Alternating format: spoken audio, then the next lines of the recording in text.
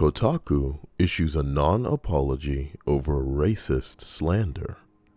So, some idiot named Laura Kate Dale publishes an article, hopefully you can hear my air quotes, entitled, Super Smash Bros. Ultimate Persona 5 DLC includes a disability slur. The article claims a song uses this word in its lyrics. But wait, the actual lyric is retort it. That didn't stop Loro from throwing this onto their irrelevant website to milk the popularity of something people actually liked. What makes this particularly racist to me is that you'd need to force willful ignorance to pretend you don't know that some people who don't speak English as a first language, in this case the Japanese people, occasionally struggle with the pronunciation of words. So imagine the term brack is an offensive term. And when someone who doesn't originally speak your language tries to say the term black, it sounds like brack. Do you, A, ask and confirm what they said and or meant? Or B, get pretend mad and go, hey guys, insensitivity, blue checkmark style all over Twitter. You woke as fuck. So now, Atlas, the developer of Persona, of course confirms that this is not the lyric.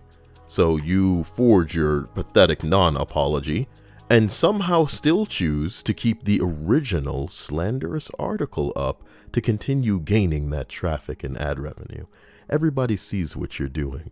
But for a quick summary for everybody who's looking at this nonsense from the outside.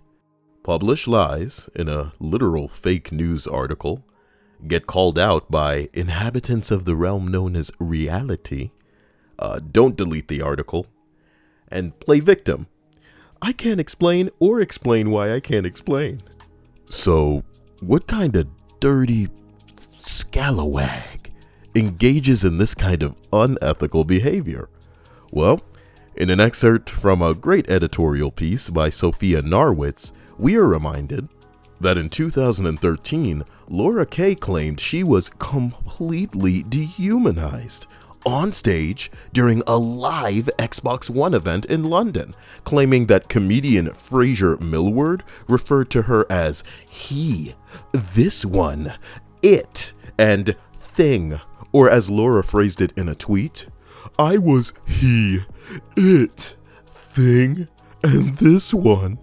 I was on stage and they still insist we need a woman on stage.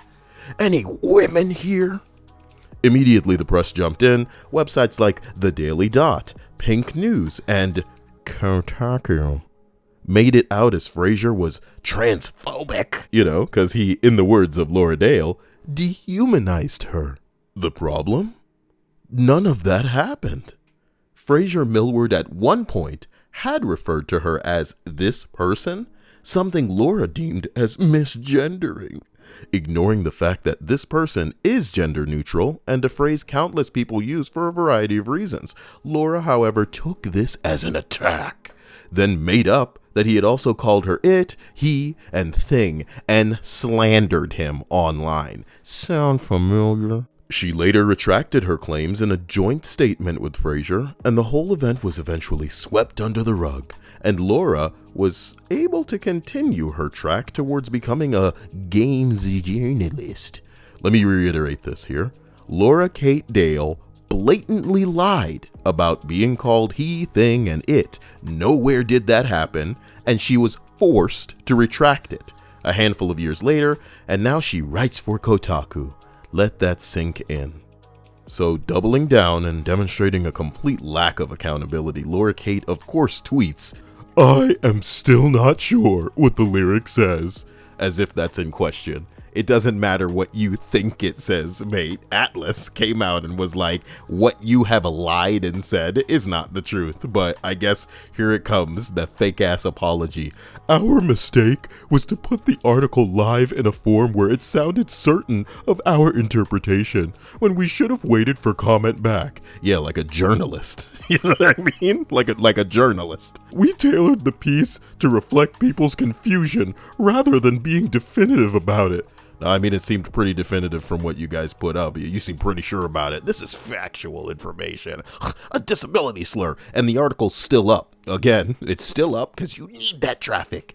You're nothing without this traffic. You're nothing. Waiting for a response. Wait, no, the voice. Waiting for a response to the comment would have allowed us more room to ask follow-up questions. Try to get to the bottom of this mystery lyric.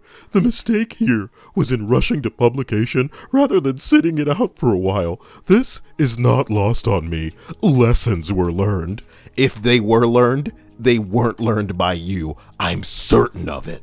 I'm certain of it. No one with a brain is confused as to why it was so necessary for you to rush this out. You had to take advantage of the trending topic that was Joker in Super Smash Bros. Something people care about, not you. How can you make this about you? You're the victim though, so you gotta run away. You know what I mean? You ever talk to somebody who just says something that's so stupid and like they can't defend it, so immediately they're just doing the equivalent of putting their fingers in their ears and la la la la la, or they're running away, you know? They can't hear reason if they're running away, you know? I will be taking the rest of this long weekend away from social media. I wish I could have responded to this sooner. I am terribly sorry for this whole situation. Believe me, I did not want to sit there in silence and be flooded with understandable criticisms. You're who's wrong, Internet, not me. I'm right.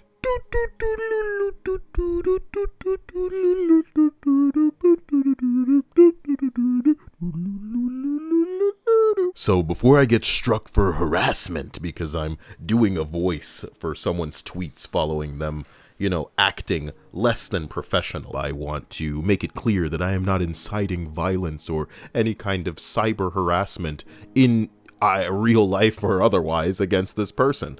I just think that people should be held accountable for what they've done, and this person can't even be bothered to own up to slander of the arguably racist variety.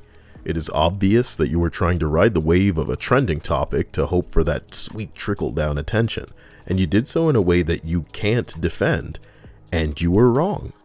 The classy thing to do would be to admit to it, blatantly apologize, and stop what is clearly a pattern for you, instead of this knee-jerk reaction of denial. I'm not sure what the lyric said. Bitch, we don't care what you think it said. You published an article with a rage bait and offensive title claiming that it was something that it ain't. It is not what you claim, and that's what you need to rectify. If you're unfortunately too stupid to recognize that, hopefully your handlers know better than you. Such a reckless and potentially harmful piece sets a bad precedent for the medium that you seem to gleefully try to be the quiet assassin of. With every flailing attempt that you make for attention online, you are one note. You can't seem to form a tweet without the word trans in it. I've seen Snapchat stories and TikTok videos by vaping teenagers less vapid than the shit you torment the internet with. And before you misunderstand again, I am not implying there's anything wrong with being trans. People are free to live however they please, and as long as they're not deliberately harming others, more power to them. They have my blessing. But I'm a black man, and I've been marginalized. I've been oppressed. Can you imagine if it were the only thing I talked about, though? Can you imagine if every tweet was like, black man here, it's another day out here in the fields? Come on. Because I consider myself interesting. I'd be ashamed to just be reduced to the one thing that some people look at me and see me as. And I'm amused, because you know who I see following you? Philip Mewson. Philip Mewson, the plagiarist? Y'all rolling together? Is this some kind of like Illuminati? So y'all trying to take down the gaming industry? Philip Mewson, whom after 8 months decided to come out with an apology video. You stole from people and you only admitted it because you got caught. Because admittedly, who would do something like what he did unless he was under the impression that he could just get away with it clean? He stole from a small YouTuber, and it wasn't just on one occasion, but plenty. Multiple times he was caught stealing, and this is what he finally apologizes for in his 8-month anniversary of the event. Because at the time he made a monetized non-apology where he said to Boomstick Gaming, "Keep doing what you're doing, man."